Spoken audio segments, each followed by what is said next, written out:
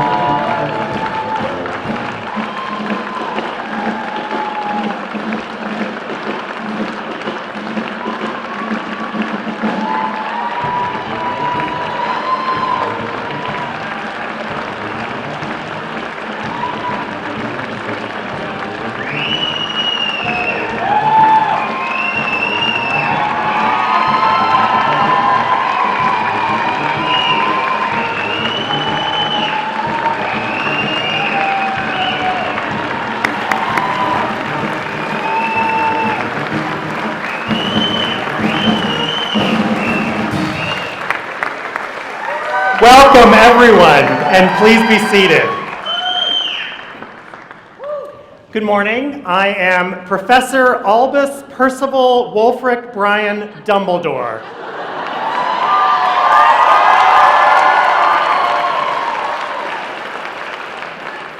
I'm growing the beard a little longer for the full effect. Our school has often been compared to the fictional Hogwarts of the Harry Potter novels, and you can easily see why. We have no shortage of wizards on our campus, and their magic keeps us spellbound.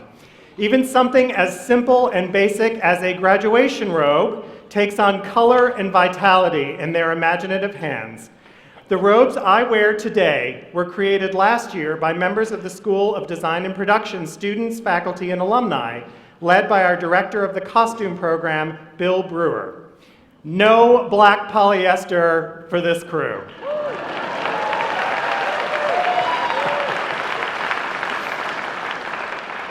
The coppery brown is the official degree color for fine and dramatic arts. The green is a subtle nod to our mascot, the pickle. The medallions on the sash, which I know you can't really see very well, but the medallions on the sash represent each of the arts disciplines at UNCSA. And because our friends in design and production are detail-oriented perfectionists, they even embroidered the inside of the cap with a little gherkin.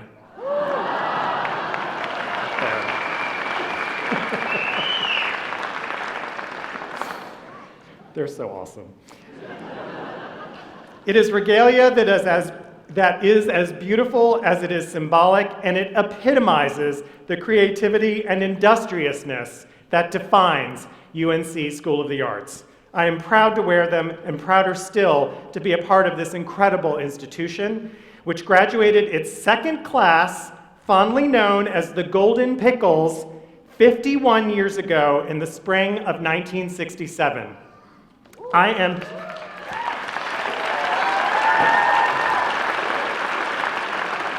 And today, I am very pleased and honored to recognize a very special group of alumni who are here today, who graduated from a version of this institution that was quite different from the one we see around us today.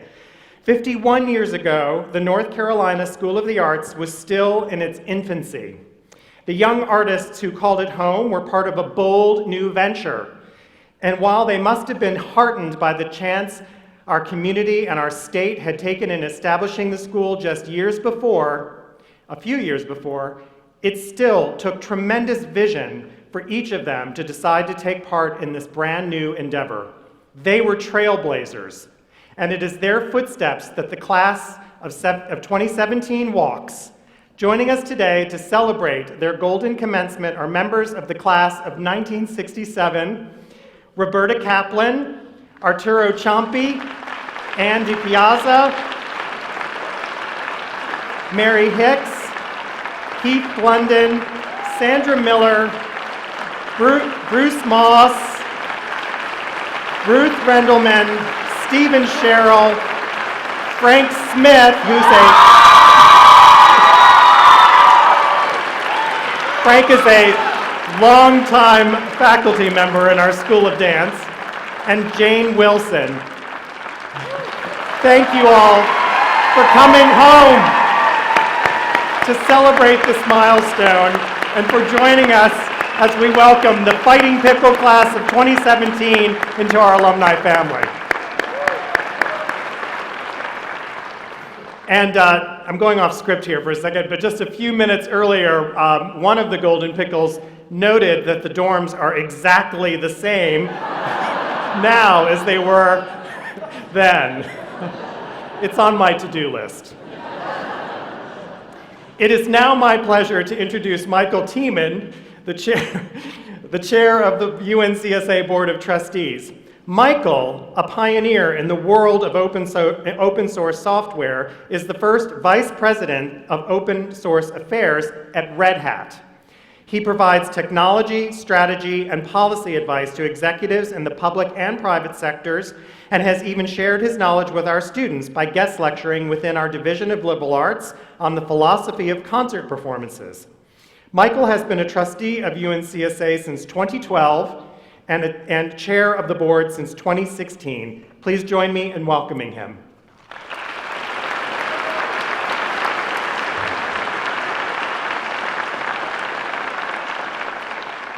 Thank you so much, Chancellor Bierman. And on behalf of the University of North Carolina School of the Arts Board of Trustees, the University of North Carolina Board of Governors, and UNC President Margaret Spellings, I would like to welcome our guest Tim Guinea, as well as families, friends, stakeholders, and UNCSA faculty and staff. I bring greetings to all assembled here today for this auspicious event. This is a record number of graduates on stage at the Stevens Center, which says a lot considering the age of this theater. My special thanks to DMP for doing the math and telling me it's safe up here under this load.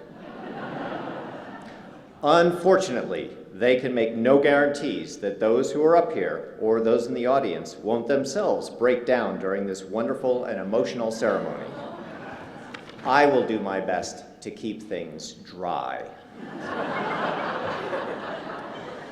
The Board of Trustees engages in robust discussions, not only in our scheduled meetings, but in all our conversations about the School of the Arts, and to ensure that UNCSA itself is a robust conservatory. By many measures, it is, as our college, our graduate school, and especially our high school rankings demonstrate. But more important than the statistical abstracts are the individual truth points, the robustness of the educational experiences that each of you will take with you, and the robustness of the training you can now apply to the world that awaits you and the communities that need you. We are all so proud of your accomplishments and so excited for each and every one of you. As you begin the next chapter of your life story, you will encounter almost immediately a world in the throes of change. So I'd like to share with you one design principle that I have seen work well throughout periods of both evolutionary and revolutionary change. And as perhaps one of the most technologically advanced classes of UNCSA, you might appreciate this. A principle that has enabled the exponential diversity of agents and actors to nevertheless remain in communication with one another, despite changes in media, bandwidth, context, and even physics. It is called the robustness principle, and to quote my favorite student of history, Taylor Mack, you can look it up on Wikipedia. You can. It's called the robustness principle, and you can look it up on Wikipedia. It states, be conservative in what you do, be liberal in what you accept from others. Be conservative in what you do, be liberal in what you accept from others. This was the overarching design pattern for TCP/IP, a fundamental protocol of the internet. It is why so many of your devices and apps can talk with so many other devices and apps, both today and over time. But it's a useful principle for anyone who is trying to engage with others, especially those who are, deep down, as human as you are.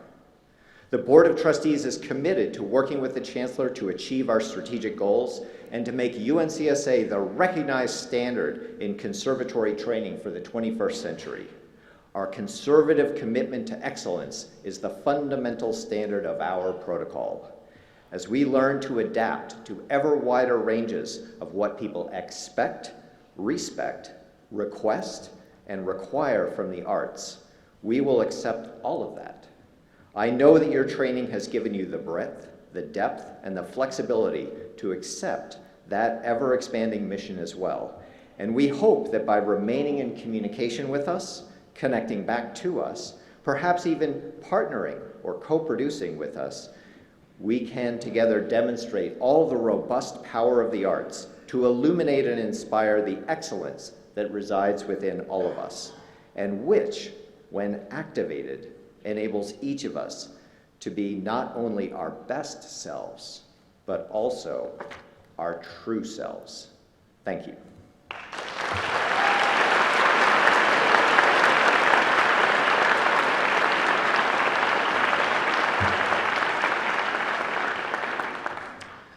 Good morning. On behalf of the faculty of the University of North Carolina School of the Arts, congratulations graduates, congratulations parents, and congratulations faculty.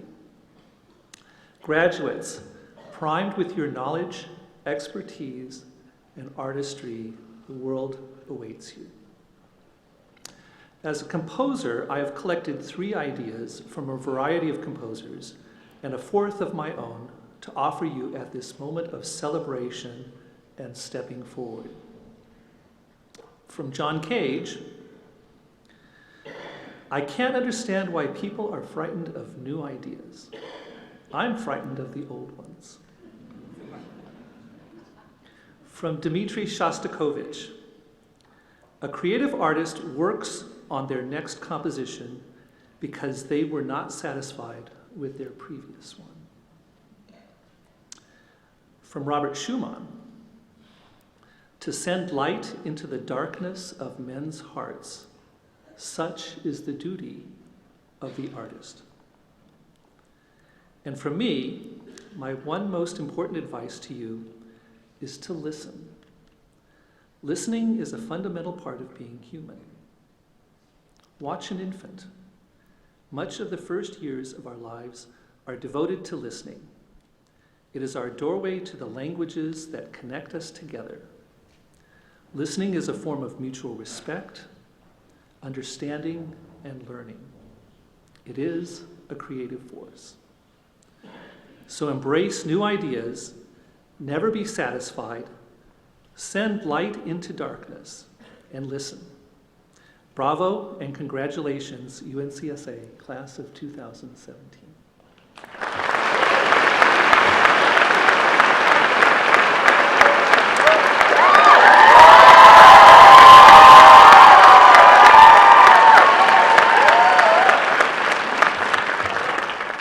Hi guys, my name is Sarah Bryant, and I had the honor of being the high school president this year. I came to this school because I wanted to play bass. But here, what I found was so much more. I discovered a world here of heart-wrenching monologues, transfixing footwork, and hauntingly beautiful artwork. And I found here a community and ultimately a home. I came here for the concerts and the lessons and the classes and the teachers, and I got all that. I've learned so much from my time here in class. The artistic and academic training here has without a doubt made me a better student, artist, and person. What I didn't come here for was the people. I didn't come here for the community. I didn't come here to learn about other arts. I didn't come here to learn who I was or what I could do, but that is what I found here. I found a group of people here, a group that isn't content with what people expect of them, a group that understands a little bit more, I think, of what life has to offer, a group that knows how to have fun.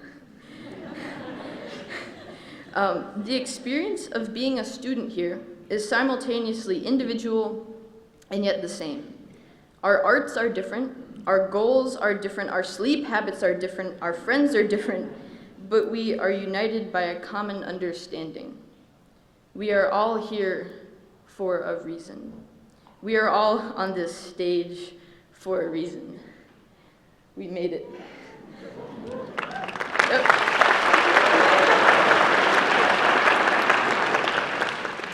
We made it through the late nights of homework, conversation, food, tears. We made it through the rewarding days, and we made it through the tough days.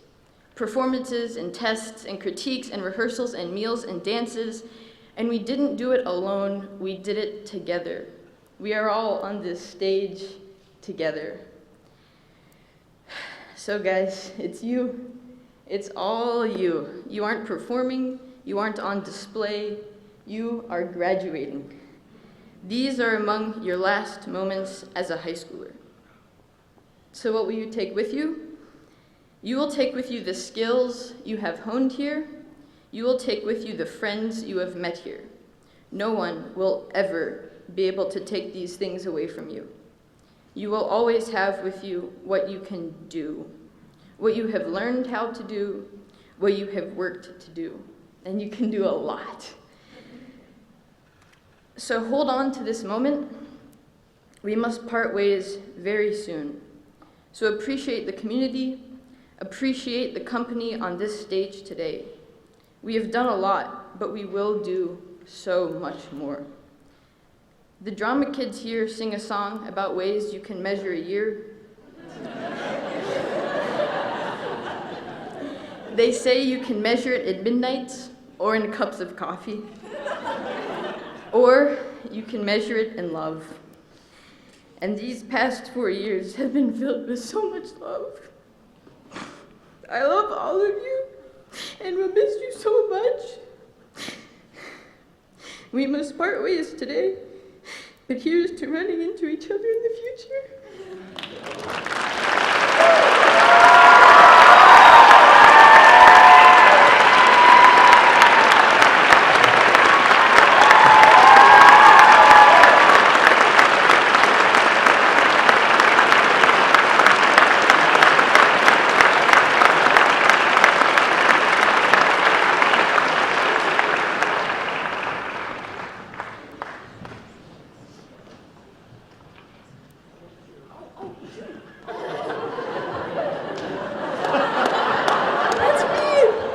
Guys, okay. All right, not done yet. You're not reading me yet. Okay. So, for the presentation of the senior gift, I would like to ask the members of the senior committee to please stand. The committee members are... No, Maya. Yeah, Cameron Pearson, Catherine Ledbetter, Peyton Molidor, Peyton Parker, Silas Waller, and Maya Canistaro.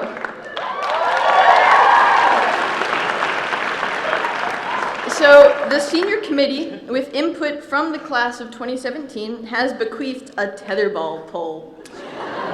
That's not all. That's not all, folks.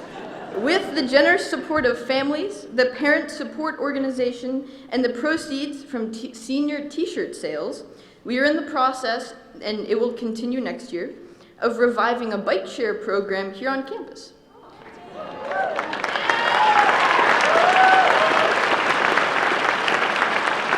So, never fear. Your hard-earned and generously donated cash is going to helpful things here on campus that will provide hours of fun and enrichment for the classes to come. Thank you.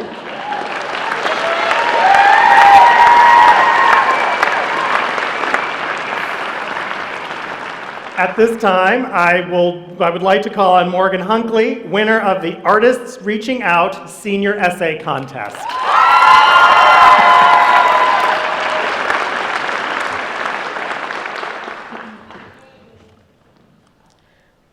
What 5 people do you spend the most time with?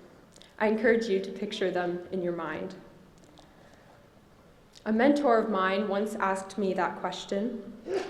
After giving me some time to think, he surprised me by saying, "You are the average of those 5 people." This sort of social influence, more often than not, carries a negative connotation.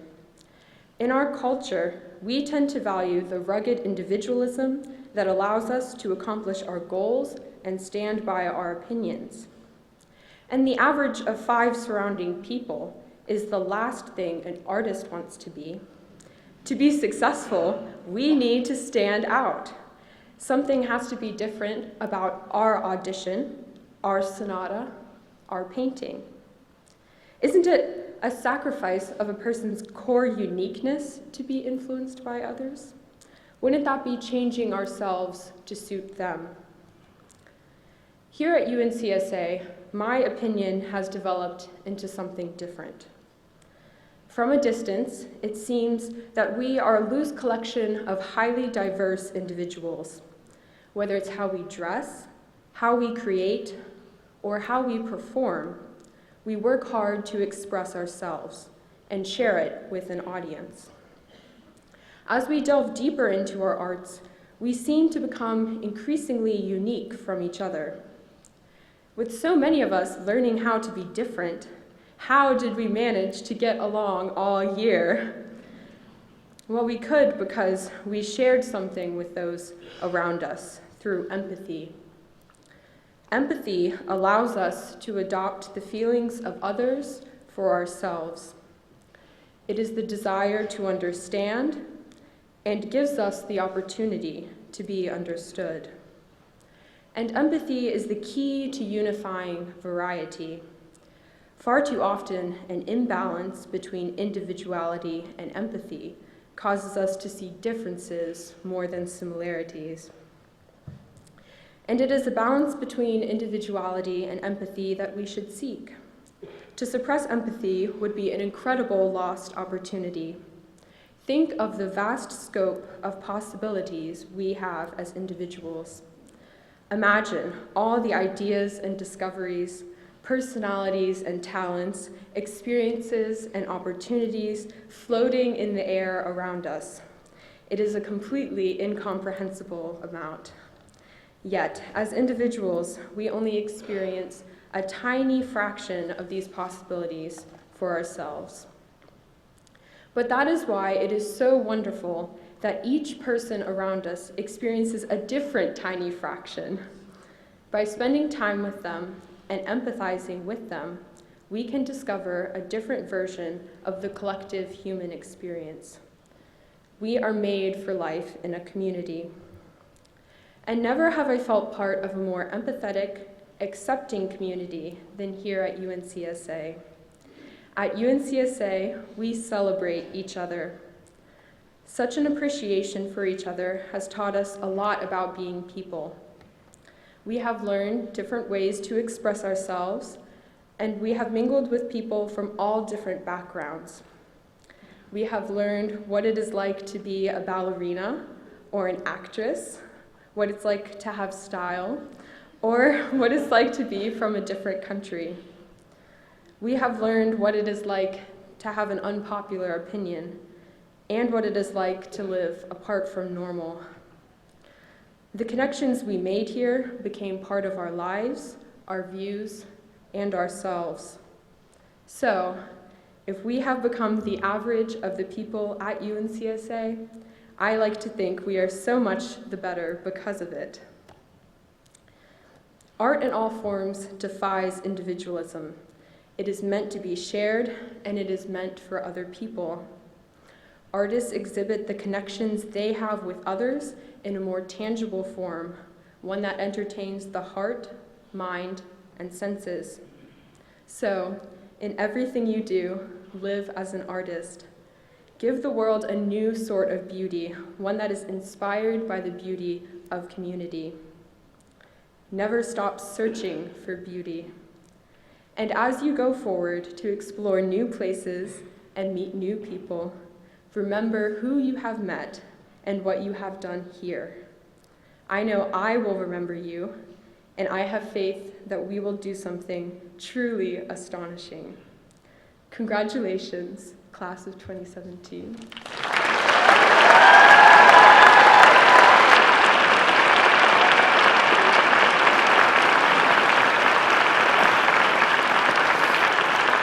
Wow, thank you. That was beautiful.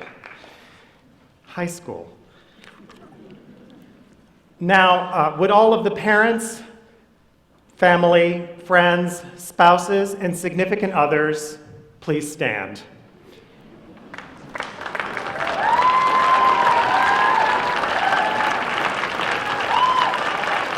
You have supported these graduates with your love and your financial support. Graduates, this is your time to thank them.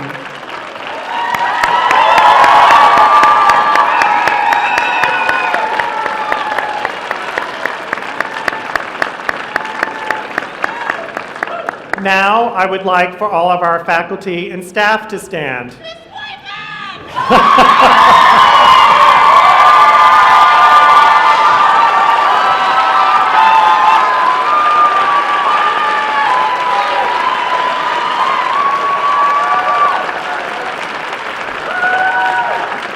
They have provided the support and dedication in your training accomplishments and successes at UNCSA, and as you can see, they are very appreciative. UNCSA is most fortunate to have a community of loyal benefactors, trustees, Giannini members, and tireless volunteers who contribute countless hours and ongoing financial support for the institution. I speak for everyone on this stage in expressing our sincere gratitude for all that these important supporters selflessly give. Please join me in expressing our sincere thanks for their continued support of UNCSA.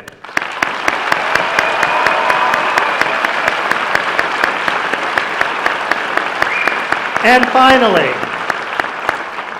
the citizens and the elected representatives of North Carolina have made a tremendous investment in your future. Over 90% of the cost of the education for in-state high school students was paid for by the taxpayers of this great and generous state. They deserve your profound gratitude, and I ask you to applaud them, the people of North Carolina.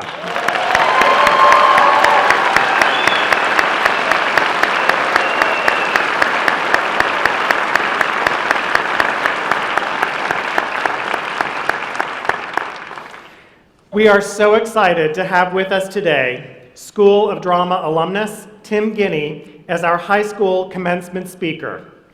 Thank you, Dean Michael Kelly from Design and Production, for persuading your friend and fellow pickle classmate to return to UNCSA to inspire our 2017 graduates. Shortly following his graduation from UNCSA, Tim got cast in an epic feature film, Taipan. He's one of the most successful journeyman actors working today with a career that spans an expansive repertory and more than 3 decades.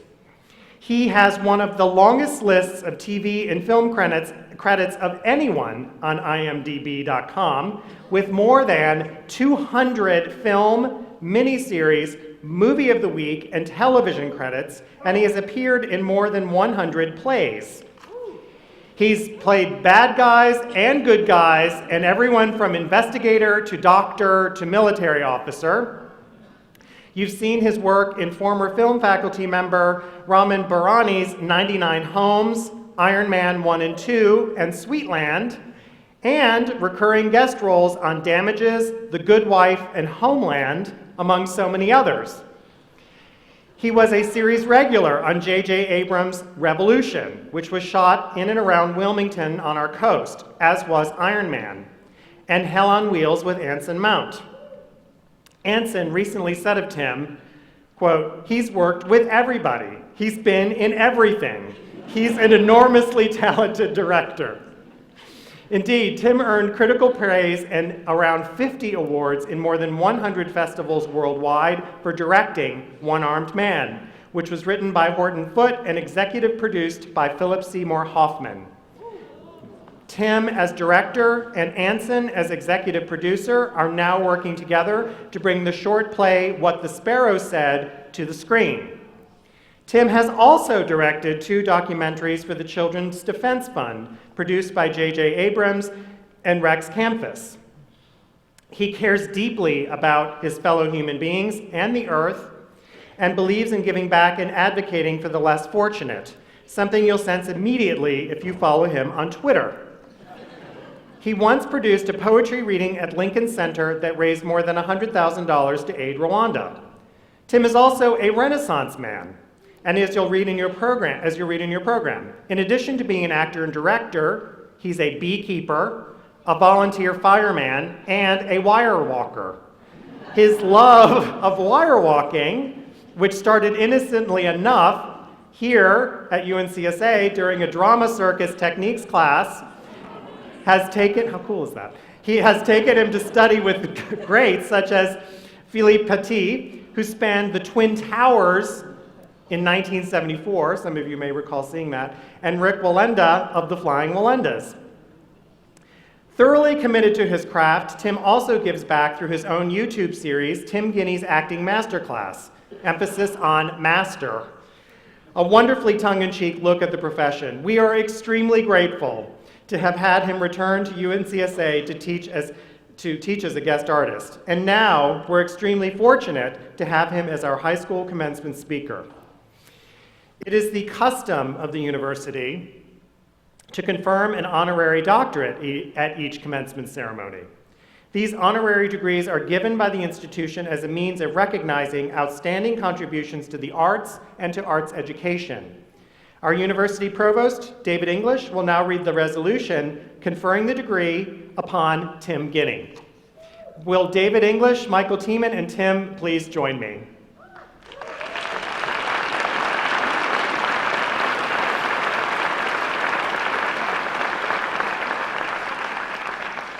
Whereas Tim Guiney has proven himself as a prolific actor known for his dramatic range, graduating from the School of Drama in 1985.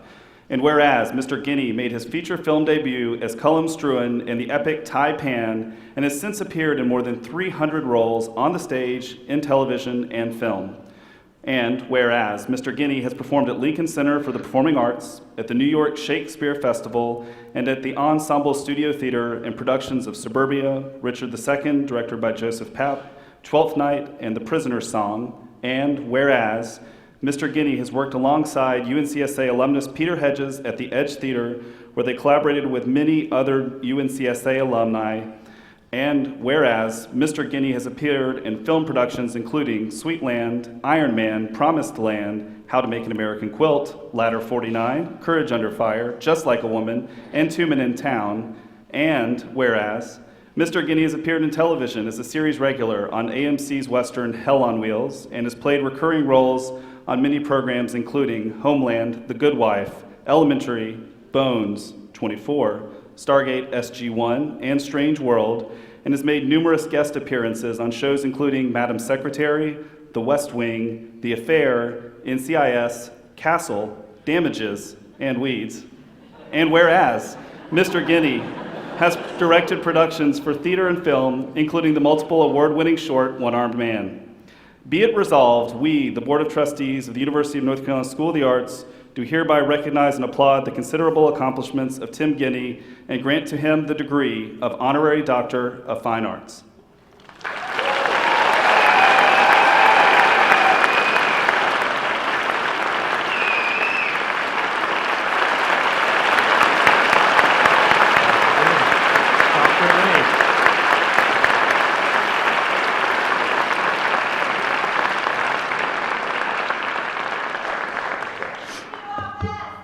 I'm sorry?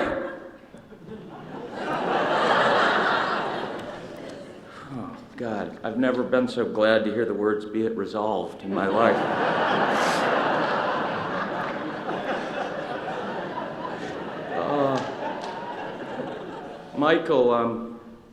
Michael said he was going to try and well,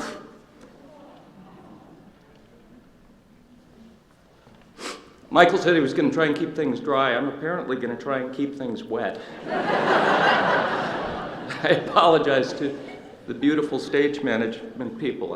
I'm my very first word up here, and I'm completely off script. So,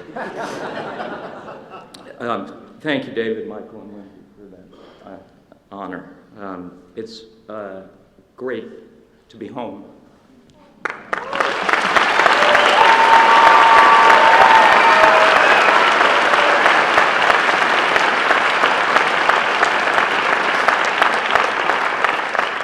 And I'm deeply honored to be with all of you today. It's a very special day and a very sacred day, and I'm reminded by this graduation gown robe thing. When I got out of school, I played a lot of gang kids and street toughs, and then as I got older, I played police who arrested those kids, and then when I got older, I played lawyers who defended the police and the kids, And last year, for the very first time, I played a judge, which I think is God's way of telling me the grave is waiting. And I played a judge, and I walked into my dressing room, and there hanging were the judge's robes. And I thought, oh my God, I am going to look so austere and morally weighty and severe and mature, and it's just fantastic. And I put them on, and I turned to look at myself in the judge's robes in the mirror, and I looked like a nun. I looked like a middle-aged, ridiculous nun. So, I don't know. We're here celebrating a very sacred thing, and I look like a ridiculous nun, and the provost and the chancellor look like very fancy nuns.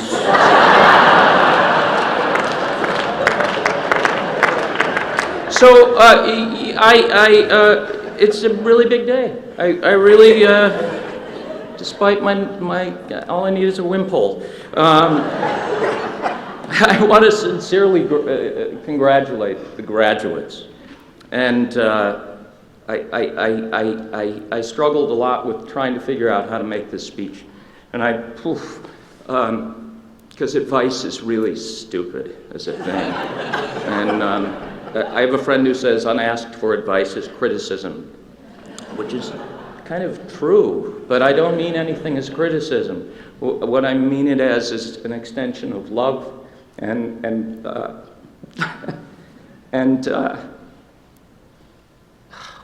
how much we need you in the arts.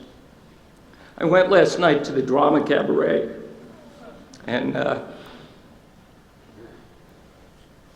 I don't quite know what I have to teach you or to say to you. I feel like I should be listening to you, honestly. So it's a struggle to come up with something. I had breakfast with. Sorry, I'm not a writer. I know it's a complete non sequitur. Hold. I had breakfast with Anthony Hopkins, and I'll pick that name up now. I had breakfast with Sir Tony a couple of weeks ago, and I asked him what his advice would be to give you, and he said, tell them to cash the producer's check immediately before the producers run out of money. So you have that from Mr. Hopkins. So anyhow, I struggled terribly with the speech, and then I remembered the speech that I heard when I was sitting on the stage graduating. Or rather, I should say, I don't remember a single word of the speech that some idiot up here made. I don't remember if it was a man or a woman. I don't remember anything about it. We were told not to throw our motor boards in the air, and I think I was concentrating on how I was going to throw my motor board in the air. I think I was thinking about a teacher I wanted to hug and say thank you to. I'm sorry, parents. I think I was probably thinking about how to ditch my parents and go to a party later that night. And I know certainly that I was thinking about the incomparably beautiful Tisha Roth, who was in my class, and whether I would summon up the courage to finally declare my love for the beautiful Tisha Roth. Tisha Roth, by the way, the only human being who could probably make a graduation gown look good. And you know, the thing is, that's right. That's what you should be doing. You're here with these people who you've fallen in love with. You're spending these last few minutes next to them, sitting with them. You shouldn't be listening to some bloviating middle-aged nun up here. But here's the deal, that's the secret. You don't have to say goodbye. I know this all feels very dramatic, but you don't have to say goodbye. Some of my best friends, the people I care most about in the universe, I formed those relationships here. People who give me great joy. Right here. Great fortitude. So you don't have to say goodbye. You can say, I'll see you down the road, and you will. One thing about going to the North Carolina School of the Arts, if you continue in the arts, is you run into people from the North Carolina School of the Arts all the time. We are everywhere, everywhere.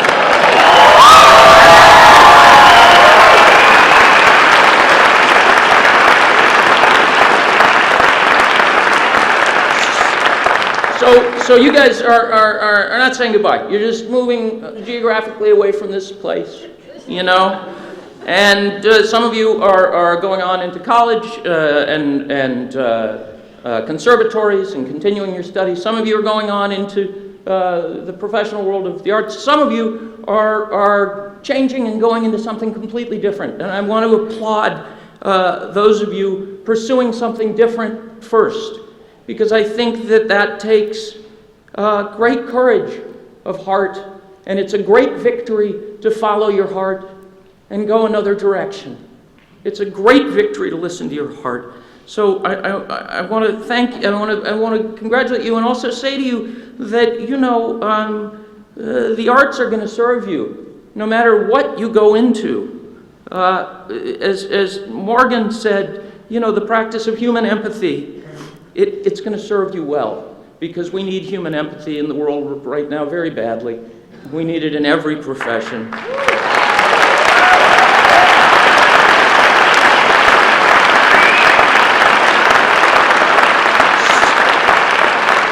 So, and to those of you pursuing the arts as well, you know what? I'm going to ask I'm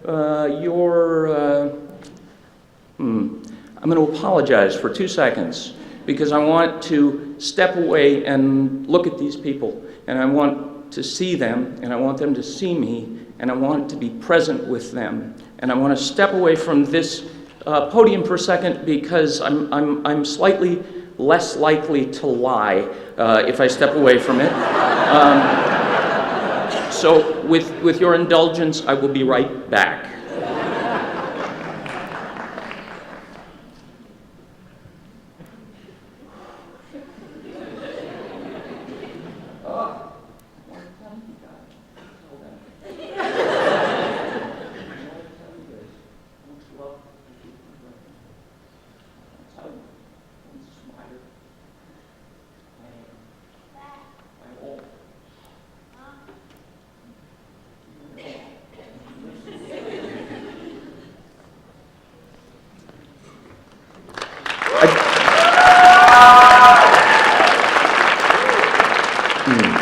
I told them I was inspired by them, and I am. I'm in awe of them. I'm in awe of their hope, and I'm in awe of their courage. I'm inspired because choosing to go into the arts is not an easy road. You know, the old name for the people in the circus is les gens de voyage, the people of the road, the people of the dust. Les gens de voyage. We're all les gens de voyage. I welcome you to the road. I'm so glad to have you on it. But it's hard, it's a tough road. It's full of isolation and distance, and it's uncertain. And during lean times, it's full of packages of ramen noodles. But for me, it is the road. It is the only road. For a lot of people in this room, it is the only road. For Rosemary Harris, God bless you, Rosemary Harris, who came and taught to my class when I was here. It is the only road. This room is full of people for whom it is the only road, and it is full of people who have prepared people who recognize the vital importance of that road, who have prepared people to go on that road. And I am so honored to be on this stage with you. I am so grateful to have you as fellow travelers with me.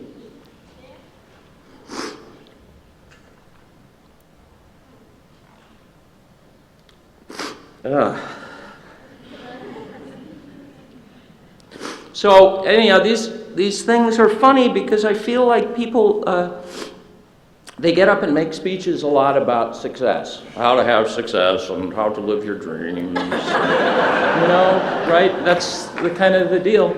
And I want to suggest something different to you, which is The importance of embracing not getting what you think you want. That there's a vital thing to not getting what we want. I'm going to tell two quick stories. Tisha Roth, the aforementioned extraordinary, beautiful Tisha Roth, Tisha Roth was the best actor in my class, absolutely. And I was smitten. I knew she was the girl for me for the rest of my life, and I would be in class. I couldn't hear anything. There might have been a teacher, or there might have been, I don't know. There was Tisha, the girl who I was destined to spend the rest of my life with. And on this stage, I was, because I'm ancient, I was in I think the second or third play done in here, a play called Tom Jones, and right there on,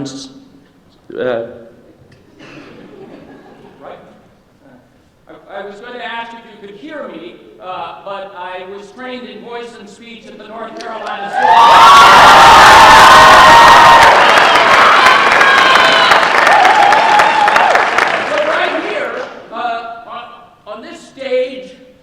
In Tom Jones, I got to kiss Tisha Roth.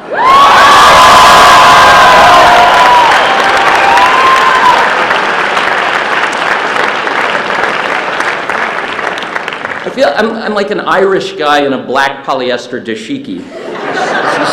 Just unbelievable. I got to kiss Tisha Roth, the girl I was meant to spend the rest of my life with, except that I wasn't at all. I thought I was, but then Daisy Foote, a woman who I didn't expect, walked into my life. Daisy Foote, who in a couple of weeks I've been married to for 20 years. Daisy's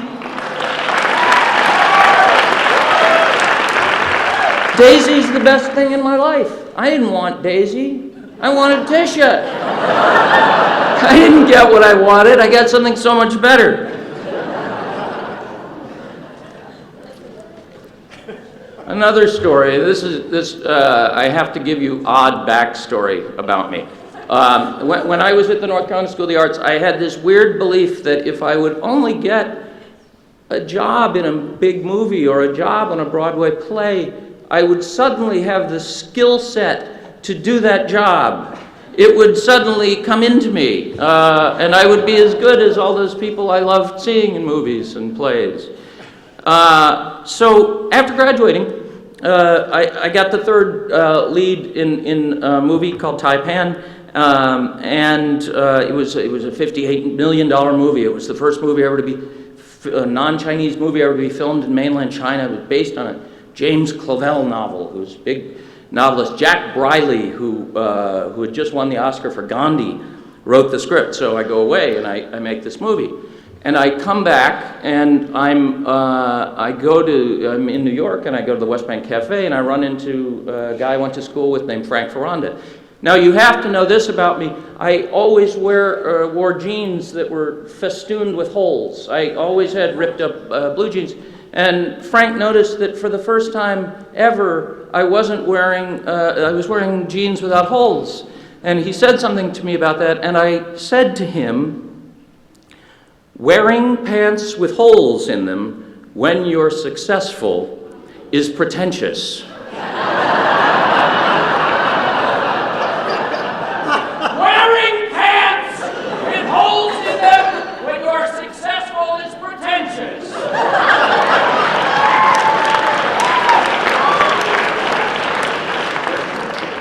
Leaping off the mountain of embarrassment.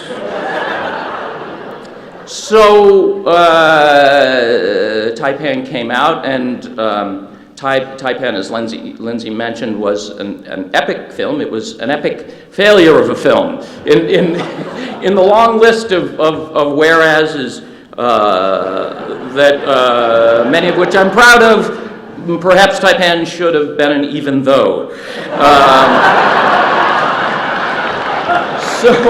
So Taipan came out, and the critics hated it. They hated it, and they hated it, and it was very painful. And I thought, okay, well, that's over.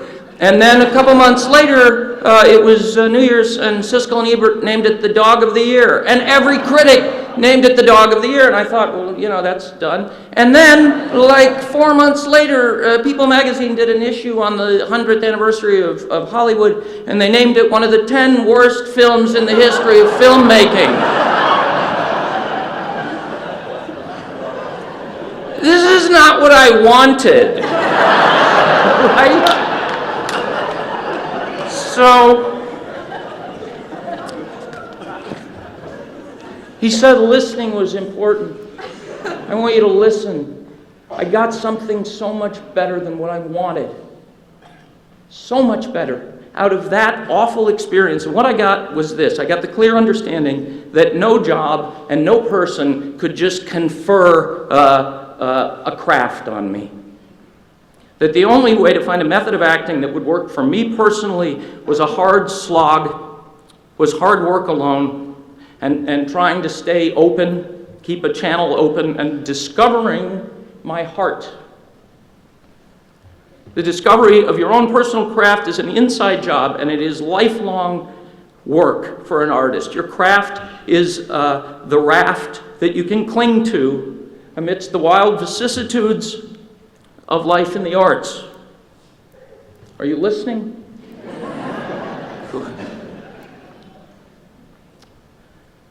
So that was a great gift. I should learn to embrace not getting what I want. Not getting what I wanted has often been my savior. You may know, as Lindsay mentioned, I do some wire walking. And I was in southern France studying with my teacher, and he said to me, if you want to get better, you need to take boxing and you need to take ballet. And so when I was in LA, I went to a boxing gym, and I went back and took ballet classes. And in ballet, we would do, you know, bar work, which I was impressed, aren't you? I would do this bar work, which I was fine with. But then I would have to do combinations, which mortified me. I was like a moose in a flock of swans. It was awful. And I was embarrassed. And we had this teacher who was this like lion. He was this like ferocious old queen who was, he had been through gay rights, and he had been through AIDS, and he was hardened by those experiences. He was like he had a will of iron, and he was ferociously himself. So I step out to do this combination, and he yelled at me, "Guinea, what are you going to do with all that failure you have inside yourself? You do know it's the one thing I can't fix. You know that, don't you?" In front of everybody, and I was mortified. It was horrible. Again, not what I wanted. I think probably the greatest piece of advice that I have ever been given. And not what I wanted. What I probably wanted was praise. I wanted to swill at the ego trough. But he's right, because my craft is my job, and it's an inside job, you know? When I was at the School of the Arts, there was an old upright piano that they threw out. I guess it had been there a long time, and it was in a trash heap. And I noticed something about it. I noticed that there was a pedal, one of the floor pedals, that had a big hole in it. And I stole it. I did. I took the pedal off of the piano. It was being thrown out, the piano. But it was meaningful to me because, and it's sitting on my piano at home right now, because that hole was from thousands of hours of practice, of people playing scales, of people working. I like to think that those thousands of hours of practice that wore away that pedal were about evolving a kind of technique that, with or without the instrument, would open up the heart to speak directly to the audience. Craft is a doorway which will let you dance beyond the confines of your body. It will let you do things in your acting you never knew you could do. Let you paint and sculpt things you had no idea of. It is a doorway. It is a discipline and a doorway to those things. Now, I'm sure some of you out there who are going, what the hell is he talking about? And the arts are weird, and they're full of secrets, and they're ineffable. And maybe because of the fact that they're ineffable, the arts are discounted. They're not valued. In the Middle Ages in Europe, actors weren't even allowed to be buried. That's true. And maybe it's because they're ineffable that they're scorned. The arts they're useless and immaterial and absurd, and they are the most powerful thing in the world because they come from our hearts. The development of a personal craft, a method, comes from listening and from having the fortitude to keep yourself open, and from the discovery of your own heart. If you can contact your heart, you can play its beats, you can dance to its callings, and through the brazen unmasking of yourself, you can sing our common humanity. So please listen to the clarion call of your heart. The world needs you. It needs truth, your engagement. And I want to very quickly say, as part of that life in the arts in no way means to abdicate your responsibilities politically. And I'm not talking about being a Republican or a Democrat or anything like that. I'm talking about engagement, that it's vital that we all stay engaged. I think that Meryl Streep has as much a right to talk as Joe the Plumber. And I think Joe the Plumber has as much a right to talk as Meryl Streep. And if you think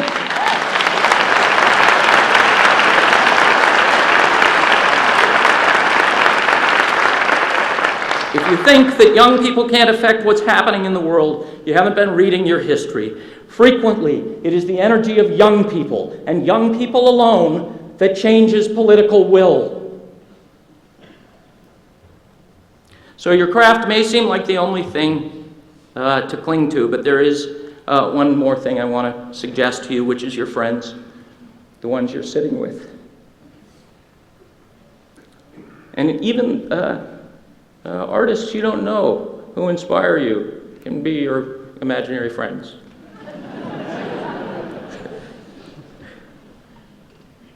And I want to just say I don't subscribe to the idea of competition. Competition, as we know, comes from co-petition. Co-petition, meaning we're all petitioning together. We're all marching together. The ancient Greek Roman warriors would co-petition Mars. Actors would co-petition Dionysus. We're petitioning the same god or goddess, as you will, of creativity together. We're not stabbing each other in the back. We're there together. And I promise you that you're going to need your friends lifting you up, and your friends are going to need you lifting them up. So, to the graduates, I want to wish you, and I want to wish everybody in this room, fearlessness to discover your own heart, and the courage to let others see it, the fortitude to keep yourself open, and as Mr. Rothkopf said, the ability to listen. In conclusion, I just want to read 3 lines from a Robert Bly poem called Listen. The hermit said, because the world is mad, the only way through the world is to learn the arts and double the madness. Are you listening? Thank you. Congratulations.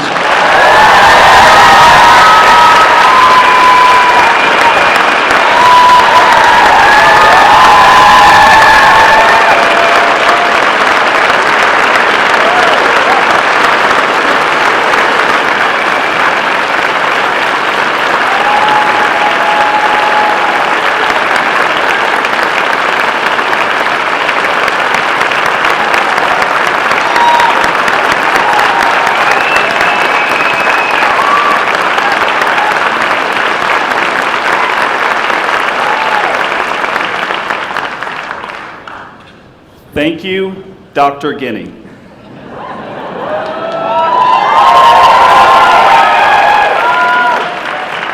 Chancellor Bierman, at this time, we would like to present to you the candidates for graduation and to confer their diplomas. Would all candidates for graduation please stand?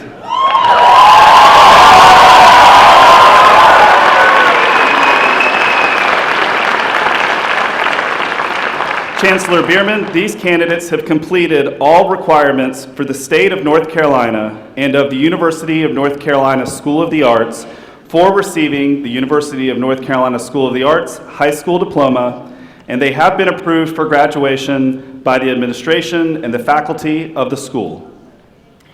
And by virtue of the authority vested in me by the Board of Governors of the University of North Carolina and the Board of Trustees of the University of North Carolina School of the Arts, and with the faculty concurring, I award you the University of North Carolina School of the Arts high school diploma with all rights and privileges pertaining thereto.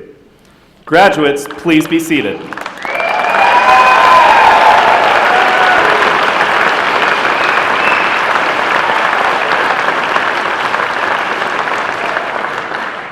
Fighting Pickles. Let's do this!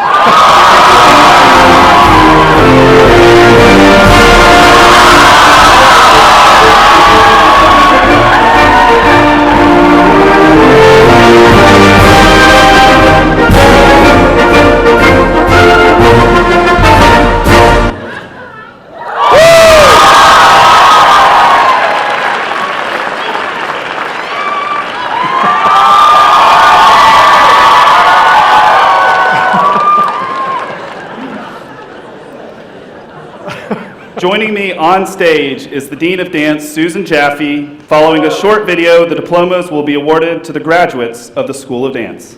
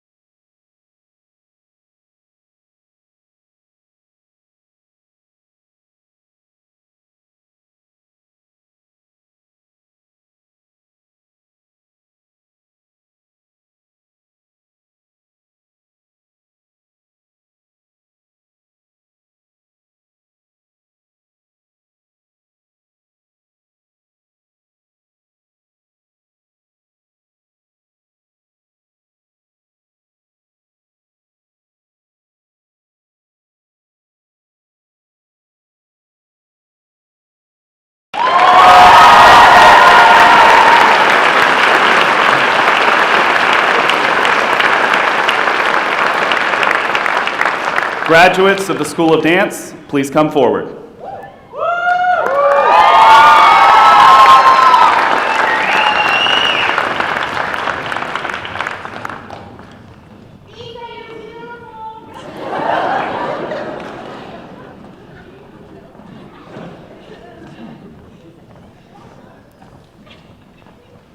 Taylor Marie Ballard.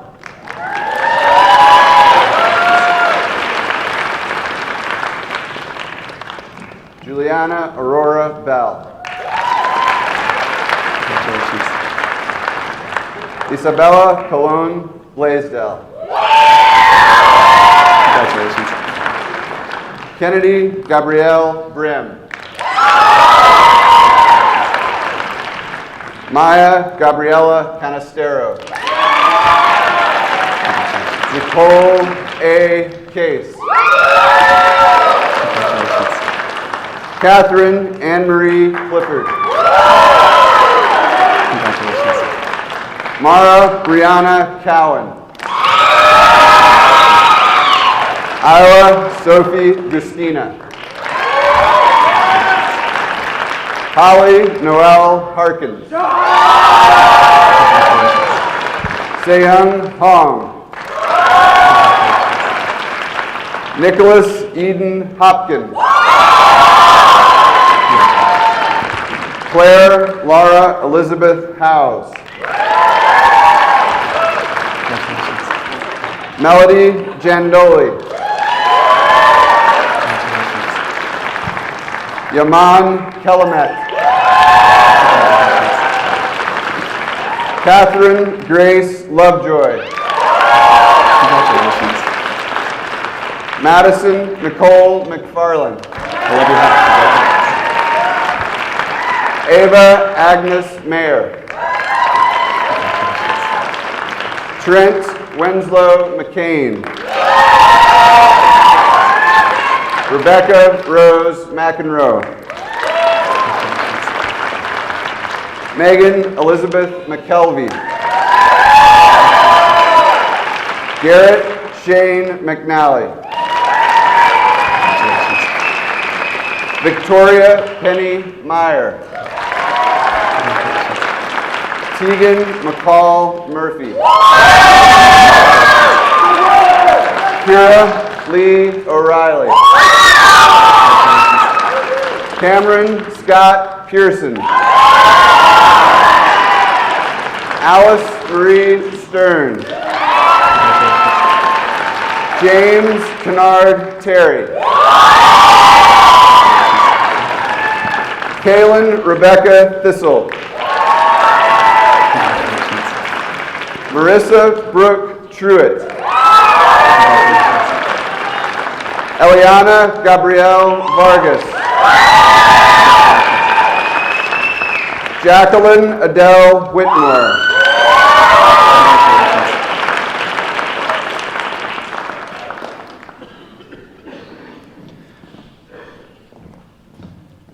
Next, joining me on stage is Michael Kelly, the Dean of the School of Design and Production, and Will Taylor, the Director of the Visual Arts Program.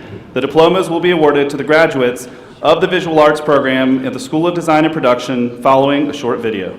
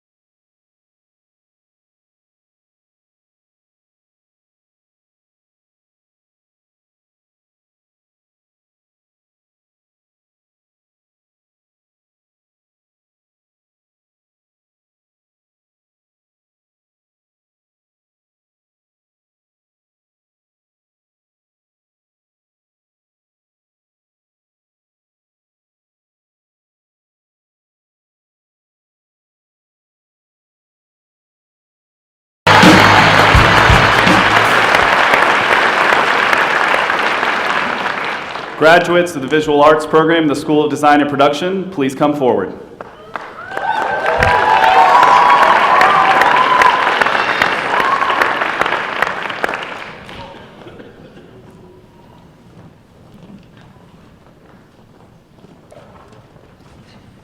Ajani Elise Anderson. Sarah Jordy Bezorgmer.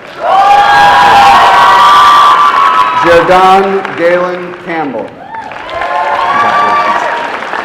Hannah Mary Champlin. Amelia Bell Rongshao Chen. Jack Chandler Covets. Emma Catherine Ferry. Christopher Caleb Gary Gallagher. Corinne Michelle Gregson. Ainsley Claire Hodnett. Alexis Crystal Jones. Dawson Charles Levacy. Catherine Grace Scout Marsh. Sehyun Sarah Moon. Hunter James Schaefer. Nicolette Marie C. Emma Simon. Silas Waller. Logan Catherine Walton.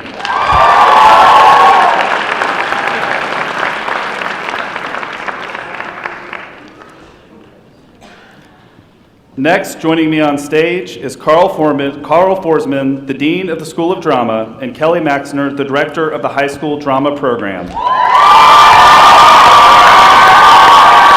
Following a short video, the diplomas will be awarded to the graduates of the School of Drama.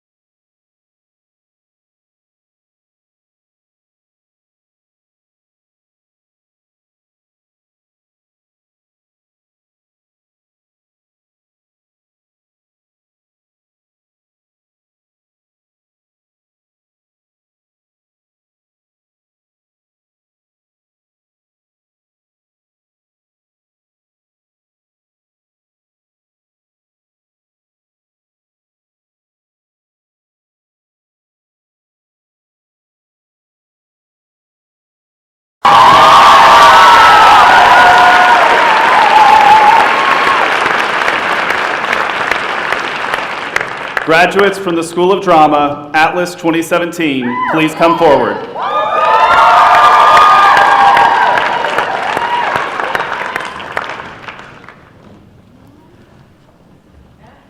Charlotte Brown Carter. Marcella Willette Alexandria Cox. Carly Sage Daggett. Catherine Elizabeth Davis. Lindsay Renee Folcomer. Darren Hayes Jr. Amy Elizabeth Kelly. Lindsay Grace Knowlton. Alexander John Kowalczyk. Nathan Henry Kowalczyk. Daniel Lennox.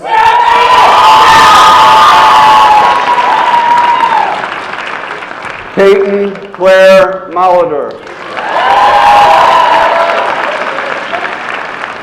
Patrick Allen Moore. Alexandra Novell. Jackson Gabriel Pells. Joseph Reed Percival. Ryan Matthew Petty. Elizabeth Ann Dixon Shook. Ruth Kana Stern. McKenna Claire Waldron. Ella Sophia Grace Werner.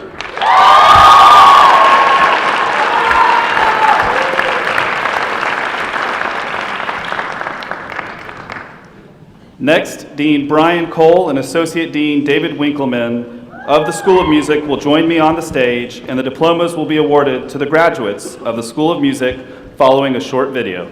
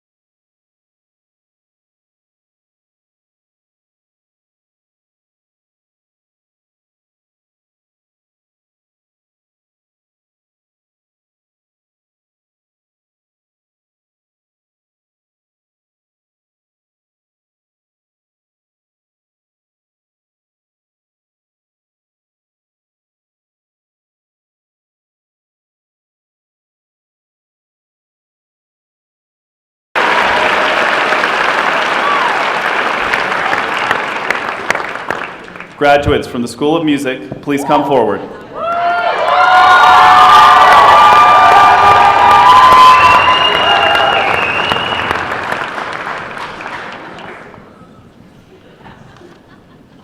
Thomas Alexander Benson. Cleveland Alexander Bonet. Fiona Hill Burdette. Dylan Scott Cartwright. Hope Alexandra Clayton. Cole Davis Covington. Colin Ann Downing. Philip Paul Elsner. Anna Ann Carrington Ewell.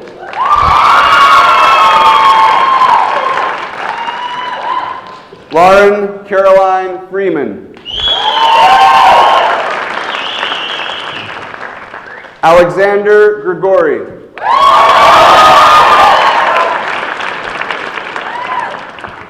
Dana Marie Hagstedt. John Grady Hall. Morgan Therese Hunkley. Songjung Jong. Mason Waters Johnston. Jinho Kong. Grace Elaine Kennedy. Hajung Amy Kim. Daniel Aaron Krusch. Catherine Ann Ledbetter. Robert Alexander Lee.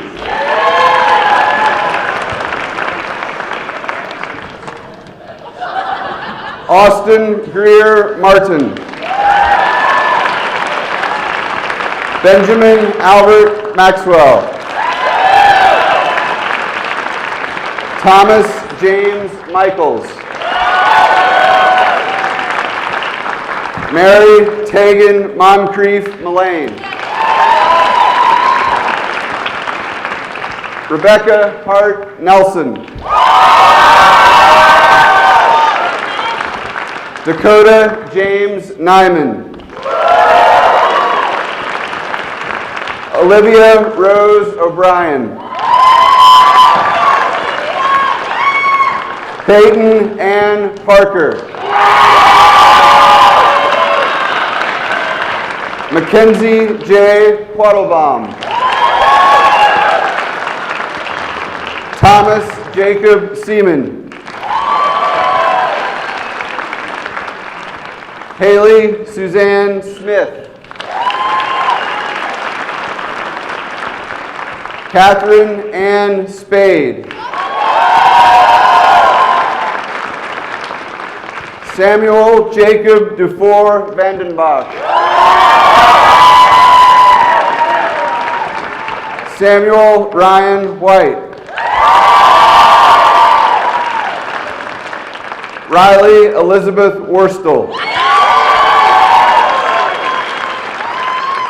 Eliu Harrison Wright. Ray Dongkun Yang. Catherine Pate Young.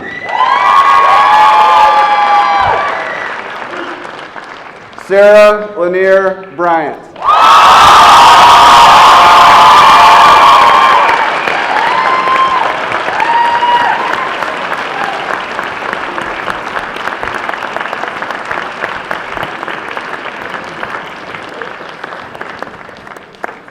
Congratulations once again, class of 2017!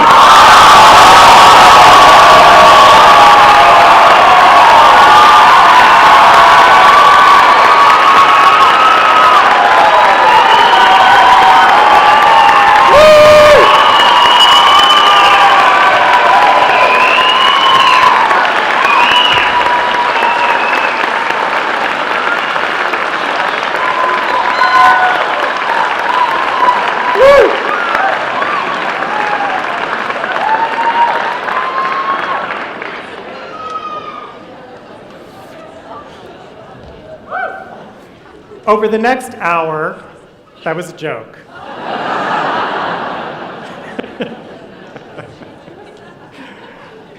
So we welcomed all of you with great expectations. Your talent got you in.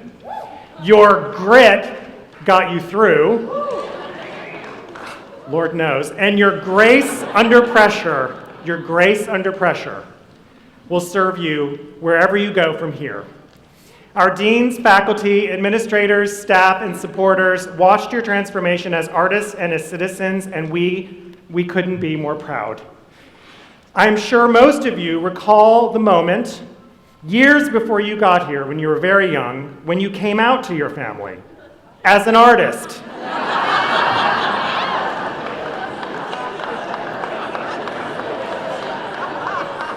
Parents, let's be honest. Some of you took the news pretty hard at first. You might have hoped for math or science, but you knew in your heart that your child has a rare gift and a passion that must be valued and nurtured.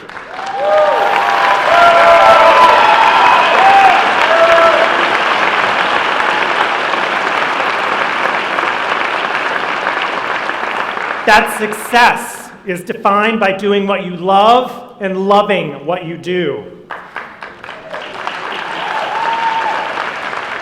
That your child's unique voice, discipline, and passion would be more fully developed and appreciated in a collegial community of artists like UNCSA.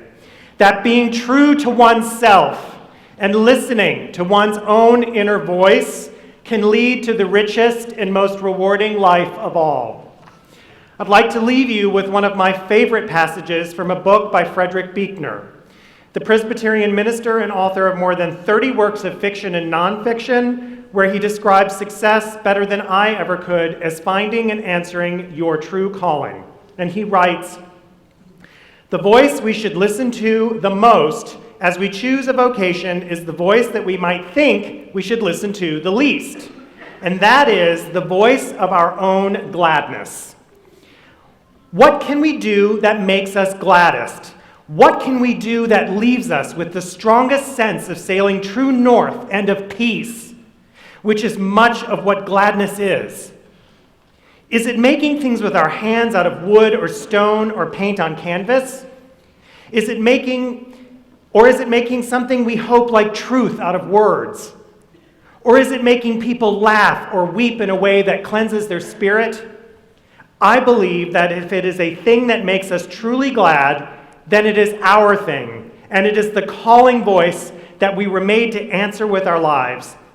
In a world where there is so much drudgery, so much grief, so much emptiness and fear and pain, our gladness in our work is as much needed as we ourselves need to be glad.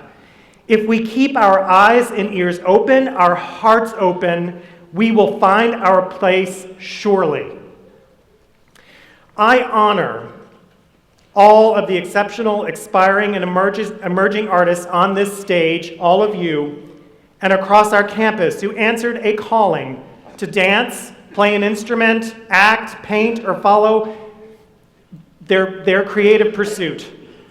It pains me greatly to hear any of these concentrations described or even dismissed as soft subjects by so many of today's education policymakers. Maybe they really are soft subjects, because I've seen our students on this stage soften up even the hardest of hearts. The talent it takes to make people laugh or weep or wonder, or to bring even fleeting moments of joy into a world seemingly fixated on violence and vanity, that is a talent and a gift and a vocation that we should hold dear and sacred.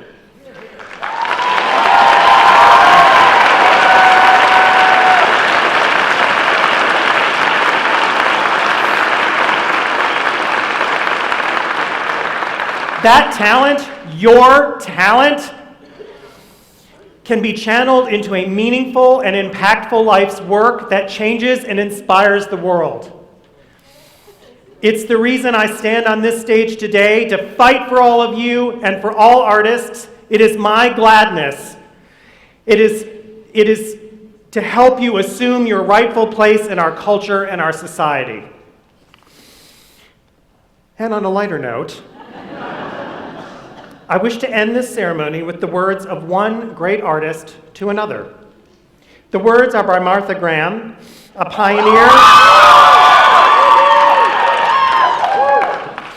pioneer of modern American dance, and they were addressed to another great choreographer and dancer, Agnes DeMille, one of the founding mothers of the University of North Carolina School of the Arts.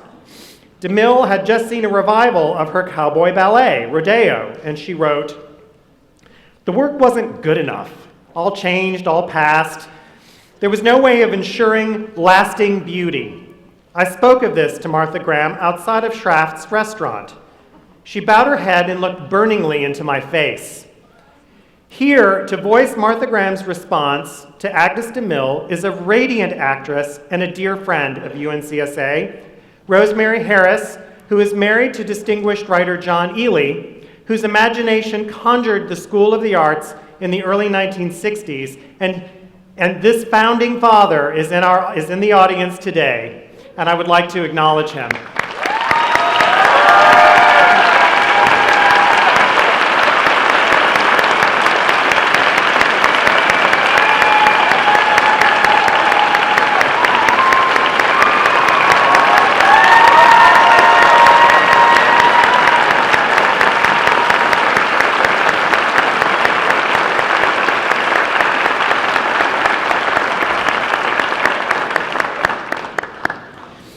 A true legend of the theater, Rosemary has been nominated for 9 Tony Awards, winning for The Lion in Winter, and 7 Drama Desk Awards, winning 5. She is known to millions of people as Aunt May in the Spider-Man film series. Please welcome the incomparable Rosemary Harris.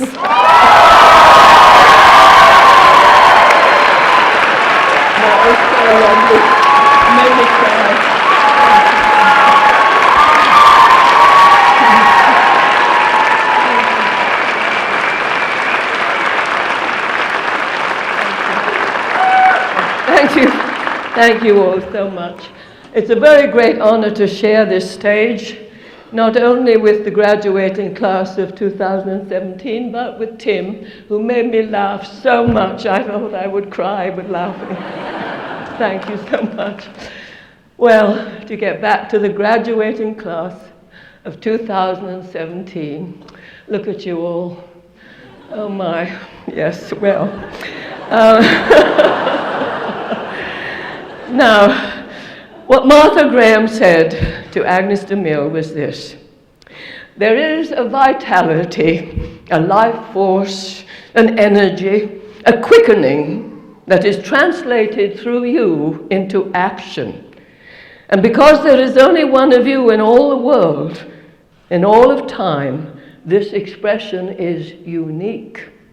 And if you block it, it will never exist through any other medium, and it will be lost.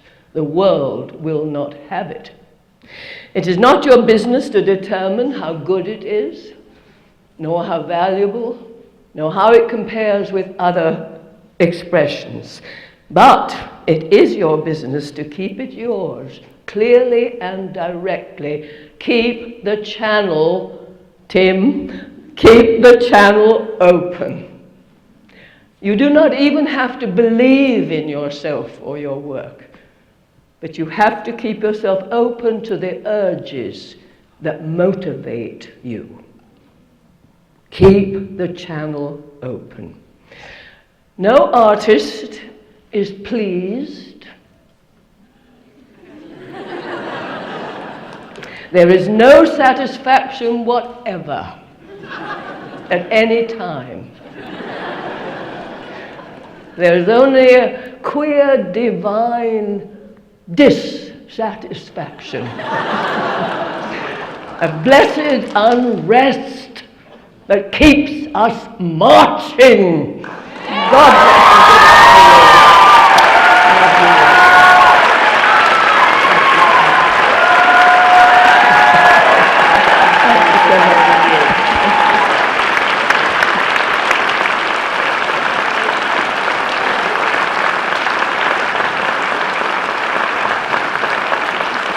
Thank you again, Rosemary Harris. Amazing.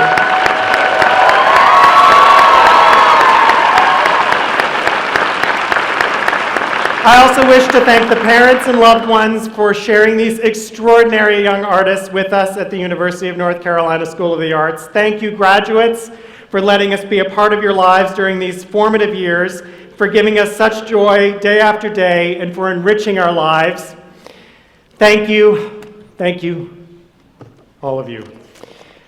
And now, audience members, please remain in your seats to allow the platform party, graduates, and faculty to recess out of the theater.